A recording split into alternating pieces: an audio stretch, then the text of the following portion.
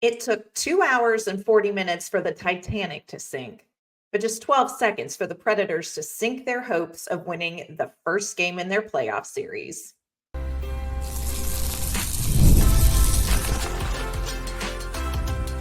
You're Locked On Predators, your daily podcast on the Nashville Predators, part of the Locked On Podcast Network, your team every day.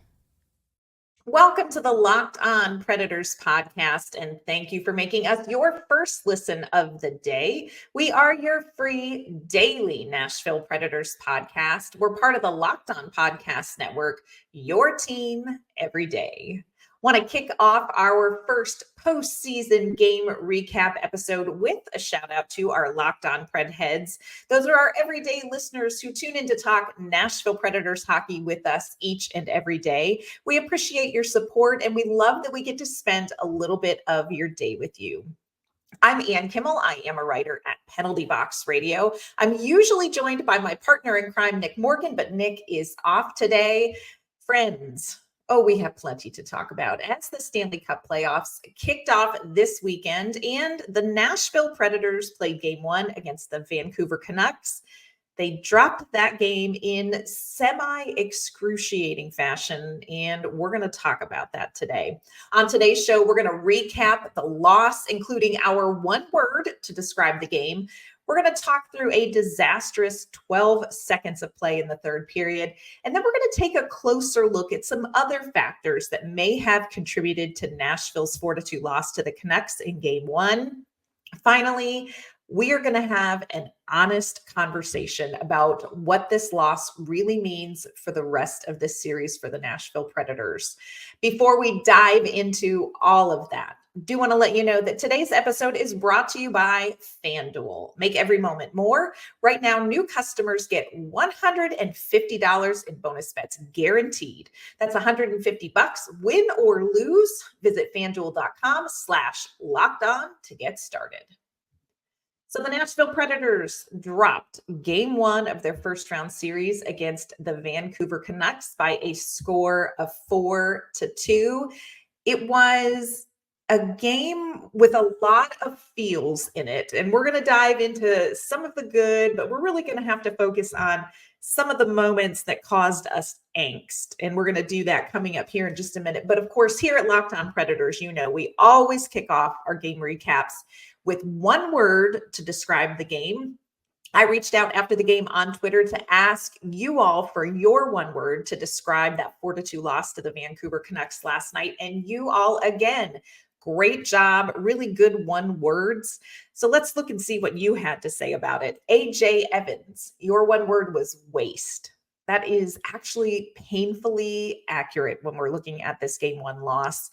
Scoopy said abrupt. Yeah, there was in this game definitely a record scratch moment, and we're going to talk about that coming up. Duncan said disappointing. Klaus Donnert said sad. Ricky, one word was how. I love that one word. Preds Matt 502, your one word was expected. Preds Matt, we love you, but we got to work on that optimism just maybe a little bit. Tanner replied with a GIF. I speak fluent GIF, so I love this. And Tanner's GIF said, dang it. Several of you used the one word blown, and I think that is a painfully accurate one word as well. So that's kind of how you felt about this game. Let me share with you my one word to describe the game, and then we're going to dive into breaking everything down. My one word is mom in the meatloaf. And this true story, my friends, I had just had our first child many, many moons ago. My mom came to town to sort of help out. I was coming home that night from the hospital in time for dinner, and my mom wanted to make just that great homemade meal for me because we all know that hospital food is just okay. So my mom had made some mashed potatoes and vegetables. She made some fine side dishes for it, but she made a homemade meatloaf, and my mom makes such a great meatloaf. Came time for it to be done. She took it out of the oven. It was cooked beautifully, like, a little bit bubbly around the sides, nice crust on the top. It smelled amazing. But when she turned away from the oven, she stumbled a little bit, kind of bobbled the meatloaf pan, It flipped upside down. The meatloaf fell out and it skidded all the way across our kitchen floor, much to the delight of our food aggressive Beagle Basset Hound named Thor. It was so close to being a great dinner, but one brief moment changed everything.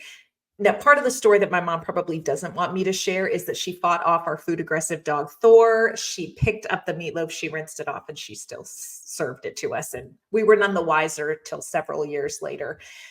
That story reminds me of this game. Nashville had some good things going as far as the side dishes in this game.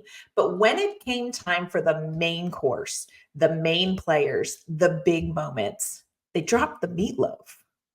They ended up losing this game 4-2. In case you missed the game, let's run through our quick 30-second recap.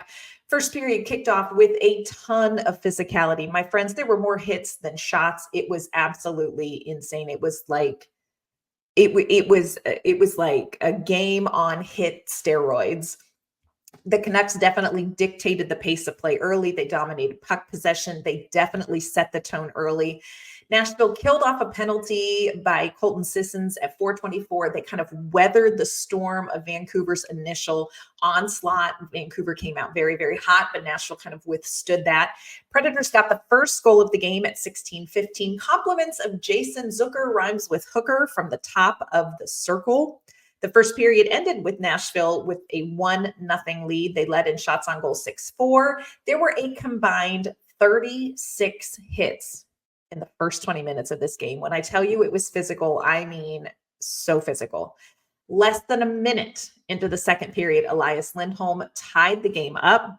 The Predators got a power play chance midway through the period, and Ryan O'Reilly scored to give the Predators that 2-1 lead. Preds had 2 more power play opportunities in the second period. They generated some offensive zone time. They got a couple of looks, but just nothing that looked quite like that first power play. Vancouver outshot Nashville 10-6 in the second period. Preds left and went into that second intermission, though, with the 2-1 lead. Third period started off with a Vancouver power play as Jeremy Lauzon sat for a cross check. It was a big kill for the Nashville Predators against a very good power play unit from the Vancouver Canucks. Nashville got another power play chance, couldn't convert. And then Pius Suter scored off a shot that looked like it was a Quinn Hughes goal. They still have it listed as Pius Suter's, but it looked like Quinn Hughes, but it was a shot from the point. That was midway through the third to tie the game up. And here, my friends, is where the Titanic sank in 12 seconds. 12 seconds later, Dakota Joshua scored, flipped the tables to give Vancouver their first lead of the game midway through the third period. The Predators really lost momentum with that quick change in the lead. They couldn't seem to get their feet back underneath them. There was still time to come back, but momentum had shifted and Nashville just couldn't fight their way back to get that momentum back from Vancouver. Vancouver went on and added the empty net goal to make the final score 4-2. So friends, let's talk about the elephant in the room. Those 12 seconds. You know, playoff games are not about whole periods. They're not about long stretches. They're not about extended zone time. Playoff series are about moments. It's about small moments. It's about little mistakes. It's about tiny windows of opportunity and which team handles those small moments better. A moment cost the Predators this game. Even if you allow for that Pius Suter game tying goal in the third period, I think Nashville could have been okay. I think they could have gotten their feet underneath them and kept fighting. But that quick goal really knocked the skates out from underneath the Predators. And this was a goal that was a result of just poor play by the Nashville Predators. Jeremy Lauzon did not gather the puck up along the boards, and Alexander Carrier left Dakota Joshua wide open in the slot. And it did more than just change the score of this game. That was 12 seconds that changed the momentum of this game, and Nashville could not catch that train. You know, it was really a kind of a punch in the face. And that's something that Nick and I have talked about a lot over the course of the season with the Predators. It's like the Predators get punched in the face and you saw them mature through the season about like, hey, how do they respond? What do they do next? And we saw them grow in that. But last night, man, they just couldn't get back to their feet. And give credit to Vancouver. They kept the pressure on. They kept swinging. This game was even in so many aspects, shots on goal, 22-21, face-offs, penalty minutes, hits, blocks, all of that was pretty close. Nothing really leaned heavily in the favor of one team over the other. When you have a game that is that close in the big stats, it is those small moments that are going to win or lose the game. And the Predators didn't get it done in the small moments. Coming up, we're going to talk about the other things that didn't happen for the Predators last night that may have been as costly as those 12 seconds. First, though, I want to let you know that today's episode is brought to you by FanDuel. It is playoff time, my friends. It is the most wonderful time of the year. You have the NBA playoffs. You, of course, have the NHL playoffs kicking off.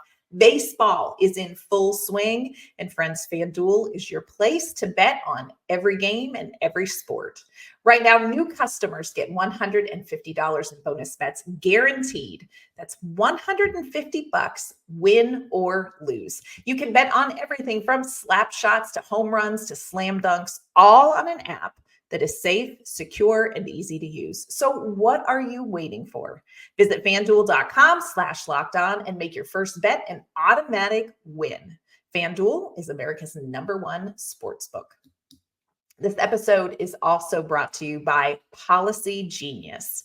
Watching hockey may feel stressful, but we all know that there are bigger stressors in life that weigh on us as adults. One of those is trying to plan for our family's future by finding that best life insurance policy that fits our needs. It can be time-consuming, it can be confusing if you don't know where to look. Policy Genius is the country's leading online insurance marketplace. With Policy Genius, you can find life insurance policies that start at just $292 per year for $1 million of coverage. Some options offer same-day approval and avoid unnecessary medical exams. Policy Genius is the convenient and time-saving way to make sure your loved ones are taken care of if something should happen. You can easily compare quotes from America's top insurers in just a few clicks to find the lowest price and the best coverage. Policy Genius helps you compare your options from top companies, and their team of licensed experts is on hand to help talk you through it so you aren't going it alone. And their experts have no incentive to recommend one insurer over another, so you can trust their unbiased advice. Check life insurance off your to-do list in no time with Policy Genius. Head to policygenius.com/lockedonnhl or click on the link in the description to get your free life insurance quotes and see how much you could save.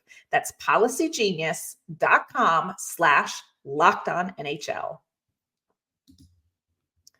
Nashville Predators dropped game 1 of their series against the Vancouver Canucks. They're going to be back at it for game 2 Tuesday. Friends, buckle up. It's another painful 9 p.m. Central Time puck drop. Coming up on tomorrow's show, we're going to talk about what adjustments the Predators need to make ahead of game 2 to get a different outcome. It's going to be very important for the Preds to get a win on the road. We did talk about that critical / excruciatingly painful 12 seconds of the third period that tied the game and then quickly gave Vancouver the lead. But there were other factors in this loss that we have to talk about when it comes to Nashville's play. One of the things that you will always hear us say here at Locked On Preds is that your best players have to be your best players. And last night, we just didn't see what we needed to from Filip Forsberg, Roman Josi, or Juuse Saros. So let's just, as we said in college, slap it on the ugly table. Let's talk about Filip Forsberg. Filip Forsberg, just 3 shots on goal. Filip Forsberg just didn't have the puck on his stick like you need him to have it if this team wants to win. Looking at some of the advanced stats, there's a stat called IXG. It stands for Individual Shot Quality Rating. It gives you an idea of how effective a player was offensively. Forsberg's IXG was 7th on the Predators team. It was lower than Colton Sissons, Anthony Beauvillier, Spencer Stasny. That's not where Filip Forsberg usually hangs when it comes to that statistic. This is one of those players that usually is top when it comes to individual shot quality for the Nashville Predators. Here's what we have to say. You've got to give credit to Vancouver because Vancouver kept Forsberg, O'Reilly, and Nyquist, that top line in the D zone, a lot. And if you don't give the puck to the Predators' top line, if they don't get it into the offensive zone, it's going to be very hard for Nashville to score. Even when Nashville's top line did have the puck, though, they just didn't do much with it. And that's not what we want to see from this top line. It's especially not what you want to see from Filip Forsberg. Filip Forsberg went into the postseason playing the best hockey of his career. That's the level of hockey you've got to have if you're Filip Forsberg. So disappointing performance for Forsberg really was kind of a non-factor in this game for the Predators. And that's one of those players that has to be good. Let's talk about Roman Josi. Now, Roman Josi, I want to say this. I don't think Roman Josi had a bad game at all. I think defensively, pretty good game. We just didn't see enough of that offense from Roman Josi. He only had one shot on goal. Do want to give him kudos. He did break the franchise record for postseason assists. He passed Ryan Ellis and Ryan Johansson. He has 32, so a new record for Roman Josi.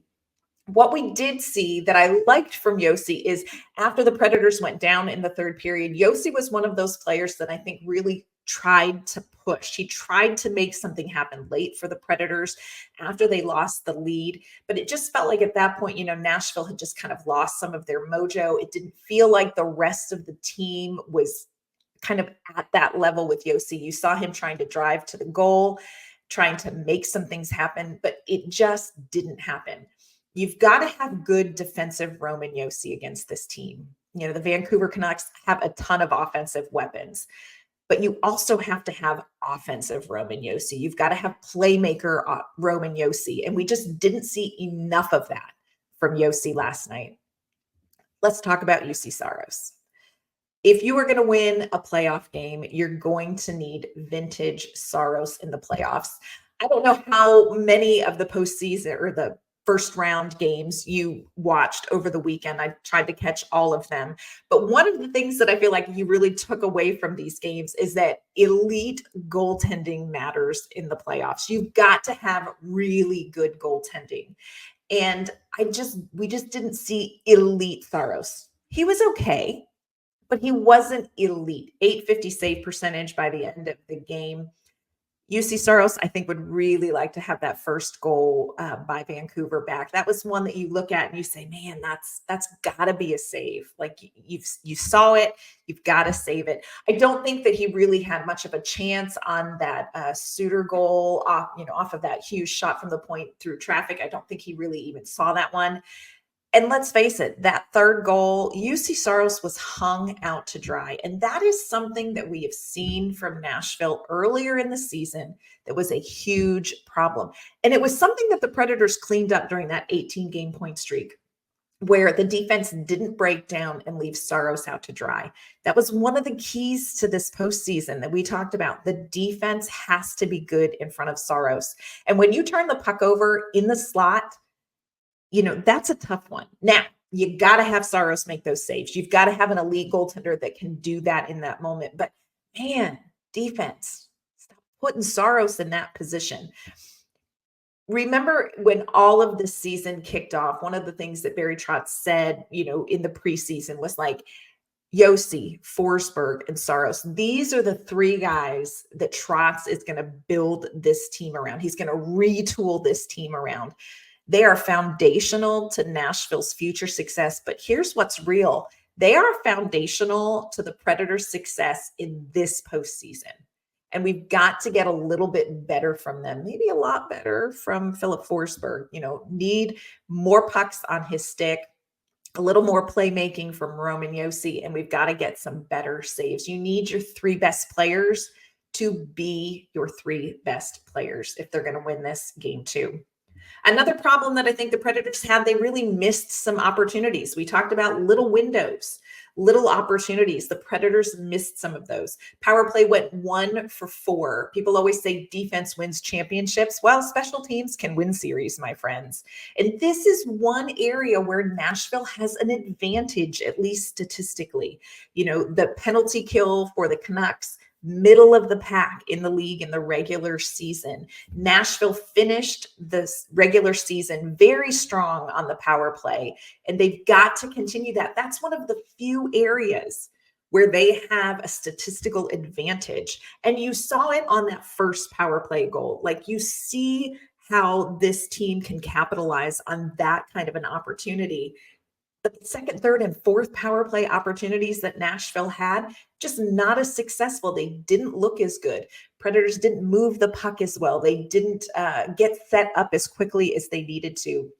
Nashville has to be able to capitalize on something like the power play, because that's one of the few windows that they have to really take advantage of this Vancouver team. Another issue the Predators had, look, we talked about this when we did our crossover episode with Trevor Beggs from Locked On Canucks. Depth is going to matter in this game. Vancouver has gotten a lot of help from their depth players down the stretch in the regular season, especially, through a stretch where Elias Pettersson really kind of struggled. It didn't cost the Vancouver Canucks a ton because their depth players really stepped up. Last night, Dakota Joshua had 2 goals. I think their depth players really kind of mitigated what some of our middle six could do. Now, Nashville did get a goal from Jason Zucker, rhymes with hooker, but you've got to get more from your depth players if you are Nashville. Did not see that fourth line winning the puck battles like they usually do in games. And that is going to be critical for the Predators because it comes down to puck possession. They need to get that shot on goal or get that offensive zone face off so the Predators can start some of these in the offensive zone. Also, really didn't see much from Anthony Beauvillier, didn't see much from Tommy Novak. And that's one of those players that's going to be important for the Predators. So when it comes to this game 2, depth players are going to have to step up just like those top players for the Nashville Predators. Thought it was interesting that Bruno did some tinkering with the middle 6 in the game. We're going to see how he sorts that out to start the game tomorrow night as well. The other thing is we just got to talk about recognizing the moments that matter. Predators had a third period lead and they couldn't hold on to it. Friends, this series is likely going to be a series of 1-goal games. I don't see this being a series where a team is going to get totally blown out. Predators went into the third period with a 2-1 lead, and you felt pretty good about it because that's how these games are going to look. And, Nashville has been a strong third period team. So has Vancouver. And Vancouver really took it to the Predators in that third period. They just didn't quite recover from that third period, 12 seconds, but they've got to be good down the stretch. Also talk about those little moments. One of the things that Bruno had talked about and harped about and taught these players is the next shift matters. After a big play, goal for, goal against, penalty kill, power play, the next shift matters. And that's been a big area of growth for the Predators, but they didn't really have that in this game. Of course, you look at that shift after the Pius Suter goal, that 12 seconds later, but you've got to be dialed in certain moments of this game. The Predators gave up an early second period goal that tied the game up. You can't give up early period goals. You can't give up late period goals. Next shift matters. So got to see the Predators clean up some of those mistakes. So what do the advanced stats tell us about this game? Vancouver controlled the puck more. We talk about Corsi 4, which is a way to measure puck possession. Vancouver had the advantage 55% to 45%. They had the edge in high danger chances 9-6. Of course, it helps when the Predators give you the puck wide open in the slot. You're welcome. Vancouver had the advantage to in expected goals for 2.28 to 1.71. Again, that tells you that Vancouver generated better offensive chances. It also tells you that this is going to be like a 1-goal game series. You've got to get an extra save. You've got to get a big goal from a top line guy. You have got to capitalize on special teams. A lot of this comes down to Nashville not winning puck battles, having enough puck possession. I think it's interesting too. Nashville ranked 8th in the league in the regular season when it comes to shots per game. They had 32.23 shots per game was their average. Only had 22 shots last night. So get puck possession. You need to get more pucks on net. And you also have to fight for that net front space. That's going to be really key in these next couple of games. Yes, you got some pucks past Thatcher Demko, but he's a tough goaltender to get stuff past. So net front scrums are going to be important. Again, it all comes down to possession. Preds got to get better puck possession. Yes, this was a tough loss for the Nashville Predators, especially when they had that lead going into the third period. But just how discouraged should fans be? What is the takeaway from this game? What does this game speak over the rest of the series? Coming up, I'm going to give you a couple of reasons why it isn't time to panic yet after last night's game. First, want to let you know, though, that this episode is brought to you by our great friends at Game Time. The hockey regular season may be over, but friends, there is still plenty of sports action to enjoy live and in person. And if you are a lover of baseball, you need to check out Game Time when it comes to getting the best seats at the best prices for baseball. Game Time is now an authorized ticket marketplace of Major League Baseball, which makes getting tickets even faster and easier. And little secret, prices at the Game Time app actually go down the closer it gets to that first pitch. With killer last-minute deals, all-in prices, views from your seats, and their lowest price guarantee, Game Time takes the guesswork out of buying MLB tickets. If you're looking to enjoy some baseball action a little closer to home, Game Time also has deals on Nashville Sounds games, Vanderbilt baseball as well. Whether you are looking for sports, comedy, theater, or concerts, Game Time is the best place to find your tickets. If you are a last-minute planner like me, Game Time has to become your go-to. They have amazing last-minute deals that can save you up to 60%. With Game Time's all-in pricing, you know exactly what you're paying up front with no hidden fees. And their lowest price guarantee means you're going to get the best price in your row and section, or Game Time will credit you 110% of the difference. So take the guesswork out of buying tickets with Game Time. Download the Game Time app, create an account, and use code LOCKEDONNHL for $20 off your first purchase. Terms apply. Again, create an account and redeem code LOCKEDONNHL for $20 off. Download the Game Time app today. Last minute tickets, lowest prices guaranteed. Nashville Predators are going to be back at it in Vancouver against the Canucks Tuesday night in Game 2. We're going to talk some more about Game 2 and what needs to happen differently for the Nashville Predators coming up on tomorrow's episode. Last night, Preds did drop Game 1. Score was 4-2. And I know, look, friends, I've been online. I have seen social media. I see that there is some panic going on in Nashville. So let me tell you kind of where I land on this.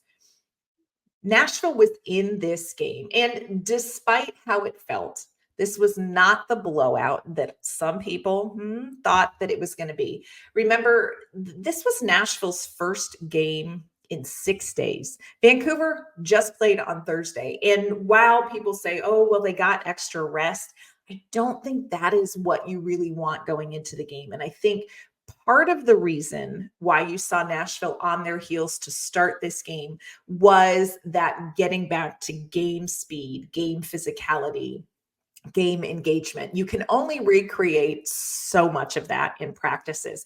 I do also think the environment in Vancouver played a part in that. Vancouver Canucks fans were going nuts there. It was a great environment for a postseason game. But I do think there were some people going into the series that felt like Nashville was way out of their league, that Nashville, just really didn't stand a chance. Canucks sweep in 3. Not even likely. But I do think Nashville came in. They didn't play their best hockey on either side of the puck. They still got goals on Thatcher Demko. This was still a 1-goal game. You can sit there and, last night I was kind of like wrestling with like, hey, did Vancouver win this game or did Nashville lose this game? And I think the fan bases would answer that question very differently. Ultimately, we all know that it doesn't really matter because, a win is a win, a loss is a loss. Predators lost that game. But I think that there are definitely things the Predators can do better to be more competitive coming up. One of the things people worried a lot about was like, hey, we got a lot of younger players who maybe haven't played in the postseason. How are they going to fare? A couple players I want to call out: Spencer Stastny and Luke Evangelista. Now, these are two guys that maybe didn't get on the score sheet, but two players where the moment was just not too big for them. This was their first NHL playoff series. Luke Evangelista in the mix. He was creating chances. He was in the mix. He was playing the way you want to see him play in the postseason. Spencer Stastny, just kind of this quiet presence, on the team, but, he really played well. The pressure did not seem to get to him at all, handled the atmosphere well, handled playing in this big moment, no problem. Had a fantastic defensive play to get back on JT Miller, just again, showing off, his speed, but also just how smart he is at this. And so it was great to see those two young players really not look like this moment was too big for them. Do want to get a couple other guys going, especially Tommy Novak. Really want to see Novak's game elevate. Another thing to make you feel a little better going into game 2. Look, friends, we all know Filip Forsberg, Roman Josi, and Juuse Saros can play better. We talked about, hey, look, they have got to step up their game. We know they can. Josi did have a shot off the post that I think probably haunted him all night last night. Forsberg had one off Demko's mask. They just didn't play their best. But here's what we know: Saros can make an extra save. The defense can clean up their play in front of him and help out. This is not a loss that requires a huge revamping and, tackling major glaring issues for the Nashville Predators. This is a loss that's just going to need a couple of players to play better. And we know that Forsberg, Josi, and Saros have a next level. I also just want to say, just because somebody tweets out the stat that the Predators have never won a 7-game series when they lost the first game, they're 0-12 in that situation, doesn't mean it's doomed. Friends, the Predators never had a 48 goal scorer. They did this season. The Predators never had an 18-game point streak. Well, they did this season. This team has more resiliency than a stat from the past. I mean, for the love of God, nobody flew before the Wright brothers did it either. Come on now. When you have players like Ryan O'Reilly, Ryan McDonough, who have come back from a first, a game 1 loss in a series, look, it's not time to panic because somebody tweeted out a specific stat. The other thing that I think is important is the mental state of the Nashville Predators after this game. And it was really interesting to hear from the players. What was their takeaway after this game? And Andrew Brunette really summed it up well. Yeah, there were some moments that, man, you just really want back. You got moments that probably cost the Predators the game. You had players who maybe didn't play the way you needed them to.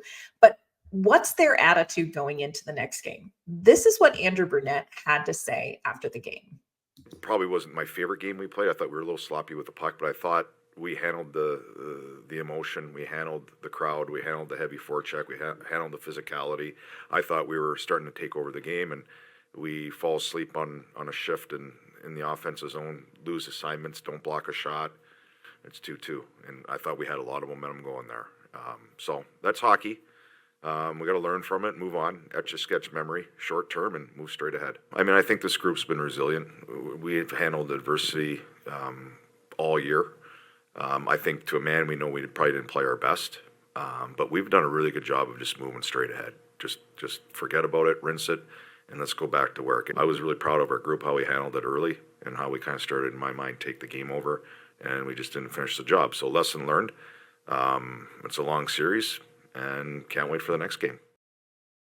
I love the phrase he used, etch-a-sketch memory. The Predators, smart enough team to know that they didn't play their best, smart enough team, smart enough and talented enough players to make some adjustments that they're going to need to make in game 2.